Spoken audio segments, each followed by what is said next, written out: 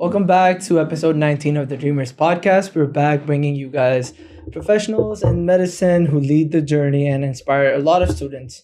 And as always, I'm your co-host, Asfan Musa. And I'm Rahman, and today we're joined by Dr. Lisa Nash, Vice President of Clinical Affairs and Dean of the Texas College of Osteopathic Medicine at UNC Health Science Center. She is the first woman and first TCOM alumni to lead the institution. She's also a family medicine physician and educator who has dedicated her career to training the next generation of physicians. Before we begin, we would like to thank UNT TCOM and Dr. Nash for welcoming us to the Dreamers podcast to your campus and making today's conversation possible. Dr. Nash, welcome to the Dreamers podcast. Thank you so much for this opportunity, and it's a pleasure to host you here at TCOM. Starting with your first journey, I want to talk about you growing up in rural North Texas. What drew you towards medicine during your early school days? I don't remember ever consciously making the decision. And my mom says that even from when I was a little bitty kid, I always said that I wanted to be a doctor. So wherever that came from, it's just always been part of who I am. I remember when I was a little kid in elementary school, even I would say that I was going to be a doctor when I grew up. And I remember my teachers looking at me like, okay, nobody from this school or this area has ever done that, but okay. And I didn't have any physicians in my family either. So yeah, I don't know where it came from. First one to do it. You had to figure it all out. And I guess you graduated from TCOM in 1991. I did. How is that when you're now leading the institution, you're an alumni? It's not a plan that I made for myself. I didn't decide 20 years ago that I'm going to be the dean at the place where I went to medical school. But it has truly been an honor. I have enjoyed my whole time here at TCOM, moved up through a couple of different roles and became the dean about 15 months ago. And it's truly been a pleasure to have the opportunity to lead the school. I guess talking about your specialty, you chose family medicine, correct? I did. How was, picking that specialty? Because it is revolved around relationships and long-term care. What kind of drew you towards that specialty? I enjoyed so many of the things that I did during my clinical rotations. It was hard to choose. And while I enjoyed many of the different things I was doing, I couldn't see myself doing only many of those things. I didn't want to just do cardiology or just do nephrology. I enjoyed a lot of different things. In particular, I really gravitated to women's health and primary care obstetrics, but I also loved pediatrics very much. And in the United States, the only way you get to do those two particular areas of medicine is through family medicine. So it was a very natural choice for me. I'm going to add a question, but I usually ask this for some of our guests is, what do you think matters more in a career, talent or resilience? I believe that there's a baseline level of you have to be smart enough, you have to be dedicated enough, whatever. There is a baseline level of those things, but probably more important is you have to be able to adjust because things are not going to be the same. I can promise you that the students that we have in medical school right now, their careers are going to look virtually nothing like mine did 20 years ago. That's true. Things change so quickly and have changed so much, and that's going to continue. Resilience, I think, is way up there. I agree. Something that you were mentioning when you talked about in our first take, you mentioned that the class difference from when you graduated was, I think it was about 100 people, and now it's about 235 students per class. So TCOM has come far away. Yeah. It has been. Even this building that we're filming in is new. Yeah. When I was in medical school here, we were just the medical school. And now we have College of Pharmacy and a College of Nursing, and we have the College of Behavioral and Translational Sciences, all these different areas of health science careers that weren't here back in the day. It was just us, just the medical students. I love that. I want to talk about the full circle moment of you, of course, you leading the very institution where your journey began as a medical student and being the first woman, first alumni to take on the dean role. How has that transition been from being the physician and now leading the very institution that you graduated from? Yeah, that's been amazing. The opportunity to bring the alumni back for events here, Founders Day events and different things that we do on campus to reconnect with my classmates and others in the classes above and below me. That has been one of the best things, I think, about being the dean is to have those opportunities. How did it feel about you being dean now? Your classmates? It's been a little bit surprising to me, actually, because I certainly didn't see that as a future career for myself when we were in school together, right? It's been surprising to me that many of my classmates were not at all surprised that I'm sitting here now. They saw it and I didn't. Wow. And that's been a surprise to me. I would have never guessed that. So when did it sink in that academia was something that you were interested in? You were in the clinical side of medicine. And when was the time where it just clicked that academia is something you want to get into? When I finished residency, I was in private practice for that immediate post-residency period. And I was just doing clinical medicine for about a year. Mm-hmm. Then I got the phone call from one of my mentors here on campus at the medical school asking me if I would host students for clinical rotations in my private practice. And so I did that starting about my second year of private practice. And over the next few years, I came to find that was one of the things that I enjoyed the most about what I was doing was having that opportunity to teach. I love that. Yeah. And I guess talking about your master's in health professional education, and then you also taught at UTMB before you came back to TCOM. In that time, what did you learn about medical education and curriculum design that needed a little ironing? Well, those are not things that you learn in medical school. Let me start there. So there was a lot to learn about how to teach. I think back when I was in medical school, there weren't those opportunities. None of the physicians who taught us on our clinical rotations had education backgrounds. Mm-hmm. But things have changed a lot, and for the better, I think. Yeah. When I went to my first full-time academic job, I was at UTMB in Galveston for about a year. And my department chairman there saw whatever she saw in me. For some reason, she decided that she wanted to invest in my development. And she sent me to a fellowship to learn curriculum design and scholarly activity research skills and teach clinical teaching skills and all the things about being an academic doc. And so she really invested in my development in that way. It was a huge learning curve. That was probably the single thing that led to my continued career in academic medicine. I think without that, I'm not sure that I would have stayed. None of us want to do anything that we don't do well, mm-hmm. right? No, but can't think of any of my colleagues that say, I'm going to do this halfway. No, we all want to do it the best we can.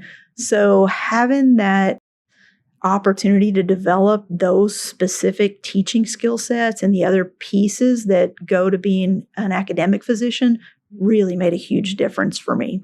I love that. And then later in my career, when I came back here to TCOM as the Senior Associate Dean for Graduate Medical Education, everybody in the senior leadership team here at TCOM had an advanced degree in education. Some had PhDs, some had master's degrees. But I, again, felt like if I'm going to be a real contributor to the team, I need to up my game. Mm-hmm. And so I did complete my master's in education so that I could feel like I was really pulling my weight. That's commitment right there. You're doing your master's while working full time. I got to give you props for that. Do you think medical students who are interested in research down the road, should they get their PhDs or master's in education as well? Or do you think just having an MD or a DO is good enough to start their own research? Or maybe they can partner up with somebody who is a academic, PhD or a master's. Would that help them getting the master's degree or some sort of degree in education? Maybe. It really depends on what they want the focus of their career to be. Mm-hmm. I think for folks who want to be heavy-duty researchers, then the dual degree programs are great. The DO PhD, MD PhD, those are great for that specific career aim. For people who want an academic career that's more focused on the teaching side, I really think the education credential is really helpful. Okay, I like that. That's good. Now, I want to bring up osteopathic medicine and especially DOs. It was more stigmatized before. like I would say 6 to 10 years ago, but now it's becoming more common. You see more schools becoming more accepting more applicants as well. Can you emphasize more about osteopathic medicine and how it's different and what it can do differently in the future for anyone applying? Sure. The biggest change that I've seen in the profession over the course of my career has been really centered and grounded in the growth. The growth of the profession has been pretty phenomenal, especially over about the last 10 or 15 years. And the ongoing integration of our practice environments has also become so much more common. You see so many groups, and virtually all hospitals, I would say now, have a mixed medical staff that includes both DOs and MDs. So practicing together, teaching together, all of the different ways that we interact with each other, that's just become much more common. And again, DO always approaches a more holistic way, which we love to see in medicine now, is always trying to find a better solution for treatment. And I do appreciate that schools like this are becoming more prevalent. And we're trying to see a more holistic approach and community-driven. And like kind of you mentioned, the first take was it's more about the community rather than just the patient itself, how it affects family and so on. I want to talk about how TCOM is specifically trying to broaden that aspect of medicine. Yeah, the philosophy of osteopathic medicine has always been the central focus of our education, even from way back, when I was in medical school here, and it's certainly still true now. It's that foundation in whole person care, looking at all dimensions of the patient. And it's not just that person in front of you that has whatever their disease process is. It's how does that affect their family? Do their spiritual beliefs affect the kind of care that they would prefer? What community resources do they have? It's so much broader than just that disease process. And to get the best results, you really need to take in all of that into account. Of course, we do osteopathic manipulative treatment. That's a major skill set that we learn. For us, it's about 200 hours, additional curriculum hours in our curriculum. And so that's a whole additional skill set and knowledge base. It is a phenomenal tool, and it is a tool that you'll see used in our clinical practices routinely. But it's part of it, right? The other part is that holistic approach to the patient. I love that because I feel like being trained that holistic approach makes you a better physician. We had our first ever podcast that we did with Dr. Glenn. He's a cardiologist at Texas Children's Hospital, and he was mentioning that there are a lot of great doctors, very smart doctors out there, but not everybody is good with their patients. In order to gain their trust, you have to be a good person before you're a good doctor. So the holistic approach also teaches you how to gain the trust of your patients and just work with them, really get to hear their story and don't just treat them as like another case, and get to know them personally and see what they're going through. So I think TCOM is doing an amazing job with that. Thank you. And even Dr. Brown that we had on made up a great point, is he would try to find every option possible before prescribing medication. Correct. That was one of the things he really focused on, was trying to do spiritually, like everything. Even though he was an MD physician, but he said he really loves the approach of osteopathic medicine. And that's one thing that he's always looked up to. And whenever he sees his patients, he's a psychiatrist. Every time he sees his patients, he uses that approach and osteopathic OMT medical training. And it's amazing. So I'd love to see that. It's more of a caring approach, I would say. And I guess, having worked both in medical education and clinical leadership, how do you balance preparing students to master the science of medicine while also teaching them the human side? For us here at TCOM, that really is embedded as a foundation of our curriculum structure from the very beginning.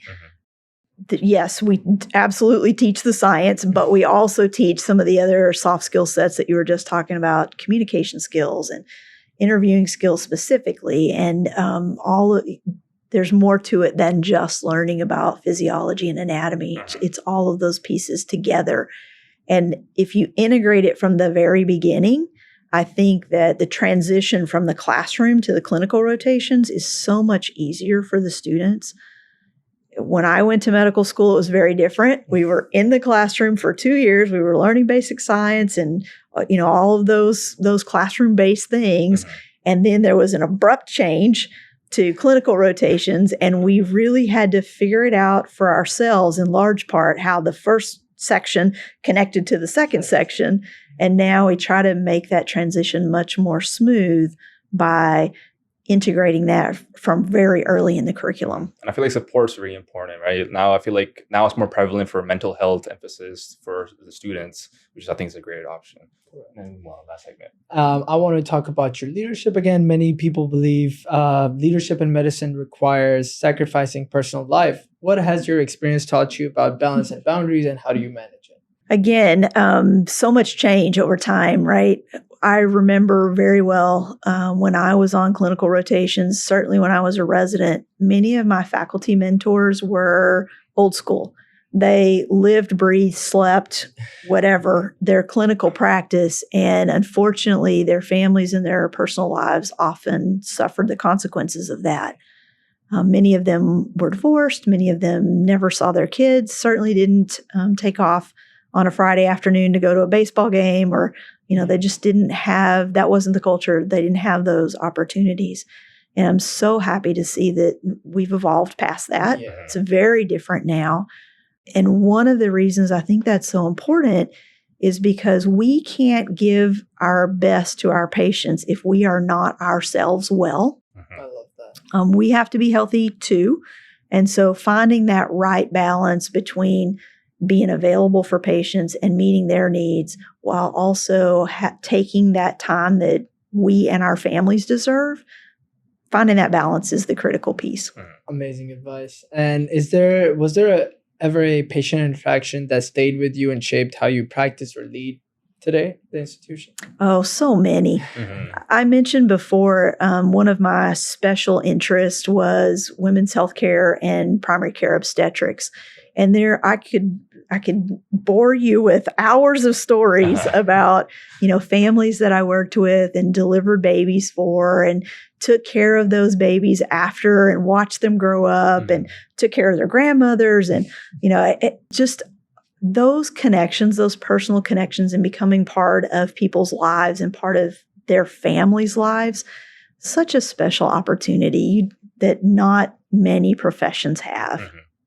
And do you still lead any women's health projects, being in academia now? Are you still connected to that side of medicine? I did continued clinical practice up until just a couple of months ago. Oh, wow. I have just very recently stepped away from clinical practice. Wow. How's the change been in the last 2 months? Selfishly, I probably continued clinical care longer than I should have because the demands of being the dean, just the time demands, are pretty extensive. And I'm a family doc. I think if you're a specialist and you're, seeing patients in consultation where you see them just once or twice, and then you send them back to their primary care, that's probably easier.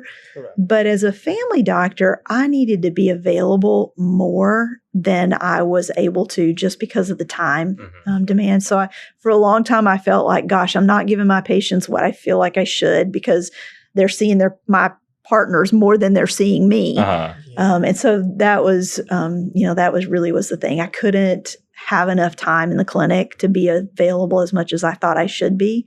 And so, that's what happened. I love that. I mean, you knew, that they could get better care if they saw somebody else, especially you being in academia and now getting involved with time management. So I think it was a really good decision you made, and I wouldn't say it was selfish. I think you put your patients first. Probably tough. The relationships you built, you just saw you saw kids pretty much grow up. So I'm pretty sure it's tough, but yeah. No, amazing. And we can go to our last segment. Our last segment is about advice for viewers. What qualities or habits truly separate those who thrive in medicine from those who struggle? I would highlight again that balance and that focus on wellness. It's so easy to be overwhelmed with the academic part, the studies, the preparing for board exams, all of those academic pieces. It's so easy for those to just consume your life. And the students who do the best, I think, figure out that balance early on. You can't spend 7 days a week focused on the academic part of your life. You have to have that time for family and friends, and maybe get some exercise and eat some good food, not just that fast food place across the street. Maybe not just that because it's convenient. Right. Amazing. And my last question to you, Dr. Nash, is if you went back in time and you're about to start your medical school journey, but you haven't applied yet and everything, and people kept telling you, you can't do this, maybe you need something else, and this is very unreasonable for you to do, pick something else, what would you tell yourself? And what would you tell students who are in that same exact situation now? There are a lot of resources, and I certainly relied on those in my journey. Not having had a physician in my family, I didn't have anybody to tell me, this is how you do this step, or these are the things that you need to be thinking about, or this is the process for X, Y, or Z. So I reached out to different people. I had a high school English teacher who was an amazing mentor and helped me with my college journey. We had, of course, a high school counselor. There was admissions office support and financial aid office support that I relied on because I didn't know how to do any of that stuff. So they really walked me through those pieces. Those resources obviously still exist. And then for folks, once you get to medical school, we still have many, many resources that are available to ensure that students are successful. We have mental health support. We have, of course, the student health clinic. We have a food pantry. We have academic support, so study skills, test taking, exam prep, all of those things. Don't be afraid to use those resources. We have them, so students will use them. Please use them. I think the places where we see students really struggle is the ones that won't ask for help, won't recognize that they need help, and then won't use the resources that are available. Amazing advice. I love that.